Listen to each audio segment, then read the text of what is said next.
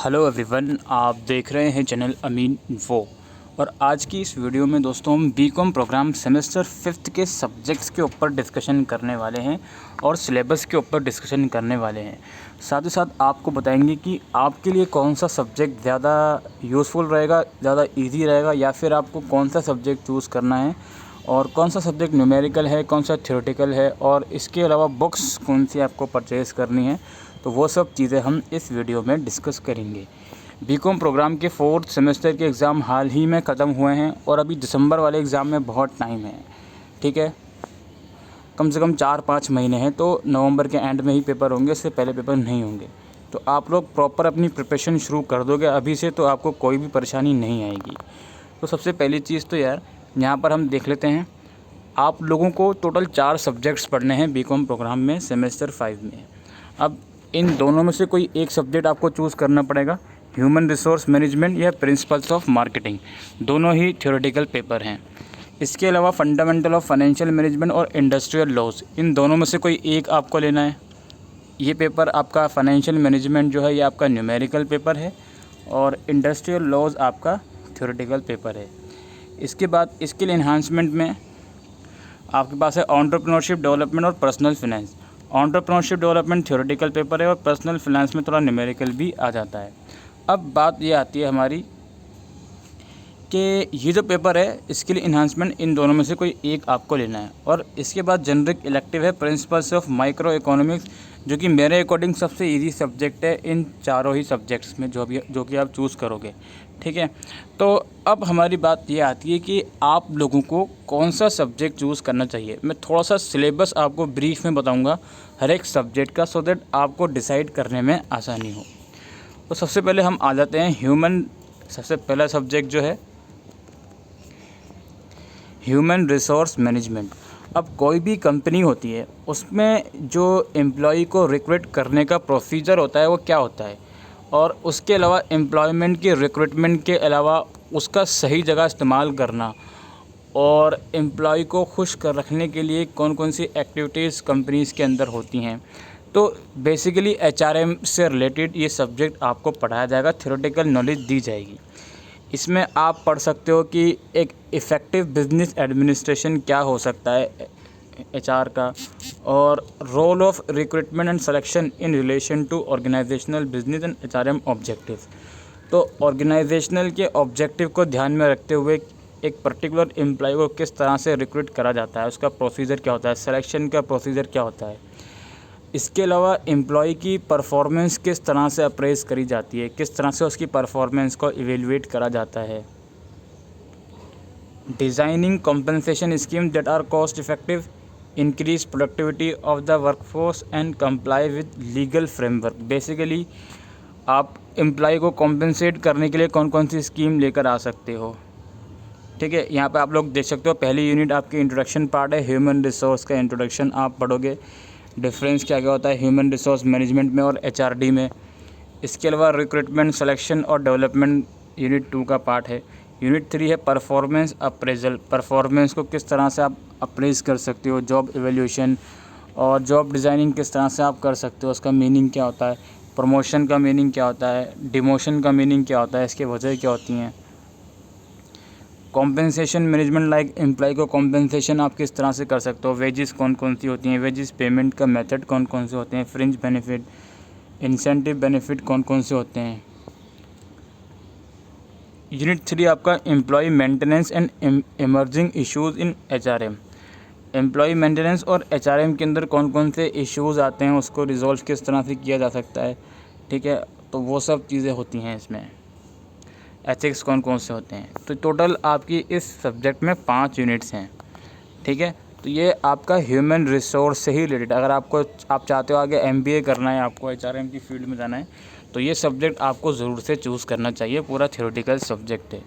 इसमें आपको एम्प्लॉय से रिलेटेड, एक कंपनी हो वो अपने एम्प्लॉयज़ के साथ किस तरह से डील करती है, एम्प्लॉय का रिक्रूटमेंट प्रोसीजर, उसका जॉब एवेल्यूएशन, प्रमोशन, उसके कॉम्पेंसेशन, वेजेस किस तरह से दी जाती हैं, तो सारी चीज़ें आपको इस पर्टिकुलर सब्जेक्ट में पढ़ाई जाएंगी। इसकी बुक्स भी एक बार हम लोग देख लेते हैं। बुक्स में आपको ज़्यादा टेंशन लेने की ज़रूरत नहीं है। यहाँ पे आप एस रस्तोगी की बुक परचेज़ कर सकते हो, वी राव है एक, इनकी बुक परचेज़ कर सकते हो, बी पटनायक की बुक परचेज़ कर सकते हो। ठीक है, इन तीनों में से किसी की भी बुक आपको मिल जाएगी, या फिर इसके अलावा भी दूसरे राइटर्स की भी आप बुक ले सकते हो जो मार्केट में अवेलेबल है सिलेबस चेक करके। इसके बाद इसके साथ जो हमारे चॉइस में सब्जेक्ट है वो है प्रिंसिपल्स ऑफ मार्केटिंग। अब मार्केटिंग तो आप लोग समझते ही हो, मार्केटिंग का क्या मतलब होता है, किसी भी प्रोडक्ट या सर्विसेज को प्रमोट करना, इसको हम मार्केटिंग बोलते हैं।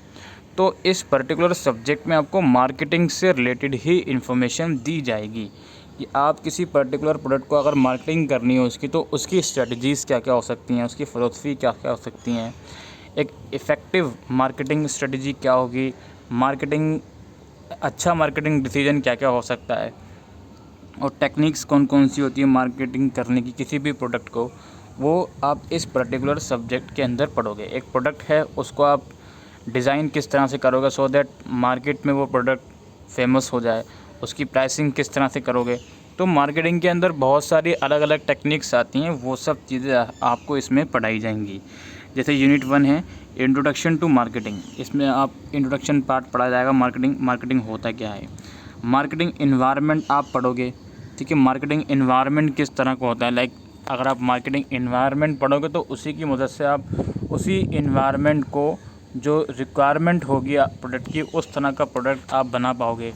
तो वो सब चीज़ें होती हैं, ठीक है। सप्लायर्स को आप रीड करोगे, सप्लायर्स कौन कौन से हैं, कस्टमर्स किस किस तरह के हैं, और इसके अलावा डेमोग्राफिक मतलब कस्टमर कहाँ कहाँ रहते हैं, कस्टमर कौन कौन सी वैरायटी के हैं।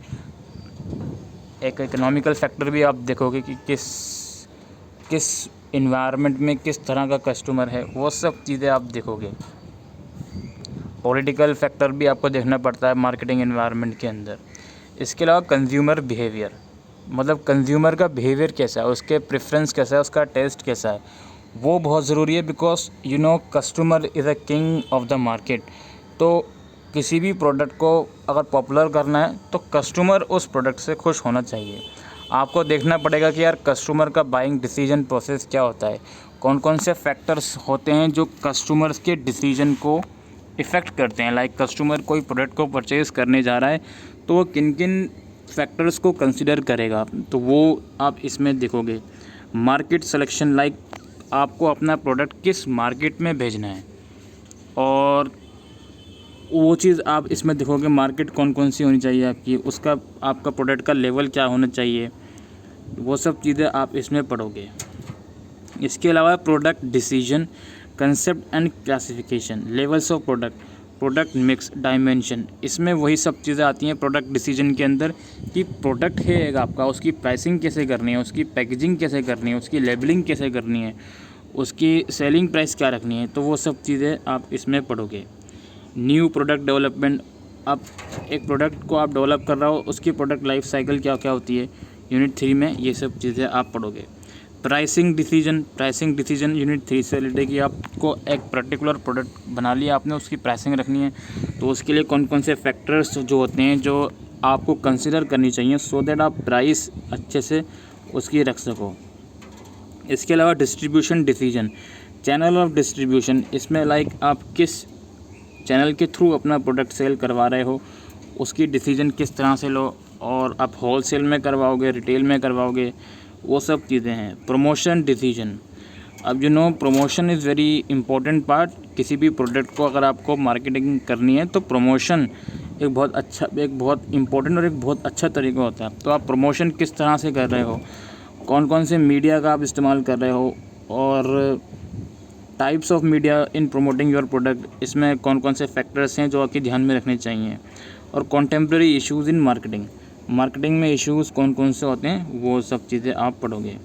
इसके लिए बुक आपको इजीली मिल जाएगी। नीरू कपूर की बुक ले सकते हो या के शर्मा की बुक ले सकते हो, के शर्मा या फिर एस अग्रवाल, ठीक है। ये बुक्स मैंने आपको बता दी। ये हो गया तो हमारा पहला डिसिप्लिन सब्जेक्ट, HRM या मार्केटिंग, जो भी आपको चूज़ करना है, दोनों थ्योरेटिकल हैं। डिसिप्लिन स्पेसिफिक इलेक्टिव 2 सब्जेक्ट है। इसमें पहला है फंडामेंटल ऑफ फाइनेंशियल मैनेजमेंट। अब ये सब्जेक्ट न्यूमेरिकल सब्जेक्ट है, इसमें आपको न्यूमेरिकल करना ही पड़ेगा अगर आपको ये चूज़ करना है। इसमें ये होता है कि फ़ाइनेंस को किस तरह से मैनेज करा जाता है, उसके बारे में आपको इसमें नॉलेज दी जाएगी। लाइक आप फाइनेंस को फंड कहाँ से करोगे, इन्वेस्ट कर रहे हो किसी जगह में फाइनेंस को, तो उसका रिस्क रिटर्न फैक्टर क्या क्या है।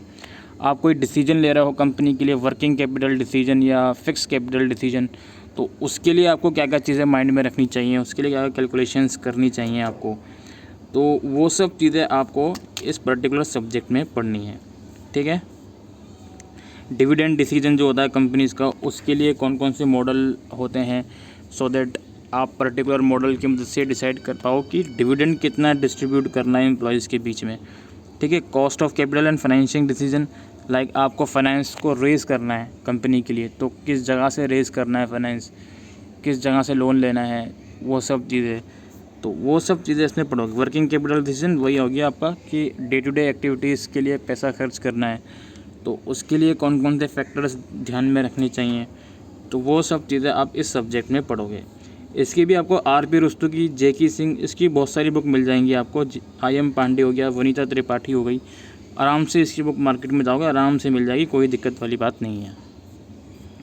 इसके बाद आपका इसके साथ जो दूसरा सब्जेक्ट है डिसिप्लिन के अंदर, वो है इंडस्ट्रियल लॉज। अब इंडस्ट्री के अंदर कौन कौन से लॉज होते हैं। अब इंडस्ट्री की जब बात करते हैं तो इंडस्ट्री के अंदर जो एम्प्लॉय होते हैं उनकी भी बात करते हैं, और बेसिकली एम्प्लॉय जो होते हैं इंडस्ट्री के अंदर उनको लेबर बोला जाता है। तो लेबर से रिलेटेड लॉज जो होते हैं सारे, वो आप इसमें पढ़ोगे। लेबर्स के लिए उनके बेनिफिट्स के लिए कौन कौन सी स्कीम है इंडिया के अंदर, ठीक है, और how to extend the benefits of different scheme of insurance available for defined sets of employees. अलग अलग से एम्प्लॉय के लिए जो इंश्योरेंस की स्कीम है वो सब चीज़ें आप पढ़ोगे। एम्प्लॉय प्रोविडेंट फंड क्या होता है, और एम्प्लॉय स्टेट इंश्योरेंस एक्ट क्या है। वेजिस और बोनस, एक एम्प्लॉय के लिए या फिर लेबर के लिए वेजिस और बोनस का जो एक्ट होता है, टाइप्स ऑफ वेजिस, वेजिस का टाइम कितना होना चाहिए, मोड कौन कौन से होते हैं वेजिस के, मोड ऑफ पेमेंट क्या क्या होते हैं, वेजिस के एक्ट कौन कौन से होते हैं, और अकाउंटिंग ईयर वगैरह, सरप्लस वगैरह, ये सब चीज़ें आप पढ़ोगे यूनिट 3 में। यूनिट 4 है payment of gratuity act, gratuity act के बारे में आप पढ़ोगे, और है आपका एम्प्लॉय कॉम्पेंसेशन एक्ट यूनिट 5। तो कुल मिलाकर इंडस्ट्रियल लॉज जो है वो थ्योरेटिकल ही पेपर है आपका, जिसमें आपको इंडस्ट्रियल लॉज लेबर से रिलेटेड इन्फॉर्मेशन दी जाएगी। इसमें आप भारत भूषण या एन.डी. कपूर की बुक ले सकते हो, या अवतार सिंह की बुक ले सकते हो, जे.पी. शर्मा की बुक ले सकते हो, कोई भी बुक ले सकते हो आप अपनी मर्ज़ी से, कोई दिक्कत वाली बात नहीं है। सुषमा अरोड़ा की बुक भी आती है, वो भी बहुत अच्छी बुक है, वो भी आप ले सकते हो। इसके बाद हमारा डिसिप्लिन के काम ख़त्म हो गया। मैंने आपको एचआरएम मार्केटिंग और ये आपका इंडस्ट्रियल लॉज और फाइनेंशियल मैनेजमेंट, ये तो मैंने आपको बता दिया। इसके बाद आता है स्किल इन्हांसमेंट में एंटरप्रेन्योरशिप डेवलपमेंट। अब यहाँ पे सिंपल सी बात है, सबसे डिफ़िकल्ट सब्जेक्ट यही होगा आपका अभी तक का। एंटरप्रेन्योरशिप डेवलपमेंट ऑल दो थियोरेटिकल पेपर है, लेकिन इसमें आपको बहुत अच्छे से स्टडी करनी पड़ेगी इस सब्जेक्ट की, ठीक है। कोई आप इस सब्जेक्ट को हल्के में नहीं लेना प्लीज़।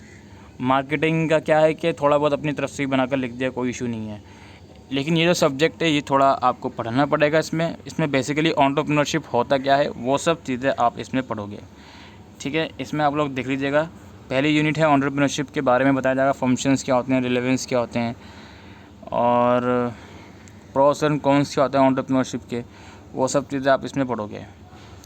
इंडिविजुअल एंड एंटरप्रेन्योरशिप में क्या डिफरेंस है, एंटरप्रेन्योरशिप का प्रोसेस क्या होता है, जिसमें आपको एक बिज़नेस आइडिया जनरेट करना होता है, फिर आपको अपॉर्चुनिटी देखनी होती है अलग अलग, फिर अपना जो भी आपने आइडिया जनरेट करा उसकी फीजिबिलिटी चेक करो, तो ये सब, फिर अपना बिज़नेस प्रपोजल डेवलप करो, कंटेंट्स क्या क्या होते हैं बिज़नेस प्रपोजल के, वो सब चीज़ें हैं। एंटरप्रेन्योरशिप इकोसिस्टम है, फिर आपका यूनिट 5 है मैनेजरियल एस्पेक्ट ऑफ बिज़नेस। इसके लिए बुक्स आप लोग देख सकते हो, कोई ऐसी खास बुक तो इसमें नहीं दी गई, ये आप देख सकते हो S.C. पांडा, इसकी बुक आप परचेज़ कर सकते हो, या फिर इसमें टैक्समैन की बुक आती है टैक्समैन के नाम से, वो आप ले सकते हो। इसके बाद आपका है पर्सनल फाइनेंस तो आपको जैसे नाम से ही पता चल रहा है कि एक फ़ाइनेंस प्लान करना है आपको अपने लिए, पर्सनल के लिए, तो उसके लिए क्या क्या आपको चीज़ें ध्यान में रखनी चाहिए, जैसे आपको सेविंग करनी है, इन्वेस्टमेंट करनी है, टैक्सेशन पार्ट, तो वो पार्ट आप इसमें पढ़ोगे। Financial planning, investment planning, personal tax planning, insurance planning और रिटायरमेंट प्लानिंग। तो ये आपका न्यूमेरिकल सब्जेक्ट है पूरा, पर्सनल फाइनेंस, ठीक है। इसकी बुक्स भी आई थिंक, नाम तो इसमें नहीं लिखा हुआ, ये मधु सिन्हा की आप बुक ले सकते हो। इसमें मधु सिन्हा एक नाम है, बाकी आप मार्केट में जाके पता करोगे तो आई थिंक गिरीश आहूजा की भी बुक इसकी मिल जाएगी। इसके बाद हमारा लास्ट सब्जेक्ट है principles of micro economics. Micro economics is one of the easiest subject. अगर आपने 11-12 में इकोनॉमिक्स पढ़ा है तो बहुत ईजी सब्जेक्ट आपके लिए ये होगा। इसमें कुछ खास तो है नहीं, पहली यूनिट इंट्रोडक्शन पार्ट है और एक problem of scarcity and choice, ये सब चीज़ें आप पढ़ोगे। डिमांड और सप्लाई क्या होता है, law of demand, law of supply, determination of demand, shift in demand curve, ये सब चीज़ें आपको पढ़नी है। Law of supply, determination of supply, shift of demand, shift of supply curve और shift versus movement in supply curve, ये सब चीज़ें हैं। और application of demand in supply आप पढ़ोगे। इलास्टिसिटी आप पढ़ोगे, price elasticity of demand, price elasticity of demand. और इसके अलावा कंज्यूमर थ्योरी है, प्रोडक्शन एंड कॉस्ट है। तो ये जो बहुत इजी है, परफेक्ट कंपटीशन आप पढ़ोगे। तो इकोनॉमिक्स के लिए कोई स्पेसिफिक बुक तो नहीं आती, वैसे आती हैं लेकिन पूरा सिलेबस उसमें कवर नहीं होता। बट इकोनॉमिक्स के लिए मैं रिकमेंड करूँगा कि आप यूट्यूब चैनल देखना अलग अलग, आपको आज बहुत अच्छे यूट्यूब चैनल है यूट्यूब के ऊपर जो इकोनॉमिक्स आपको ईजिली पढ़ा देंगे। आप टॉपिक वाइज वीडियो देखोगे इकोनॉमिक्स की तो ईजिली आपको कवर अप हो जाएगा, ठीक है। एक बार 11-12 की बुक ज़रूर उठाकर देखना, क्लास 12 इकोनॉमिक्स की। इसके अलावा TR जैन या CB सचदेवा की ग्रेजुएशन की बुक्स भी आती हैं, वो भी आप ले सकते हो, TR जैन या CB सचदेवा की। तो ये कुछ सिलेबस जो आप लोगों के साथ डिस्कस करना था BCom प्रोग्राम सेमेस्टर 5 का। आई होप दोस्तों आपको ये वीडियो यूज़फुल लगी हो तो वीडियो को शेयर करिएगा। Thank you.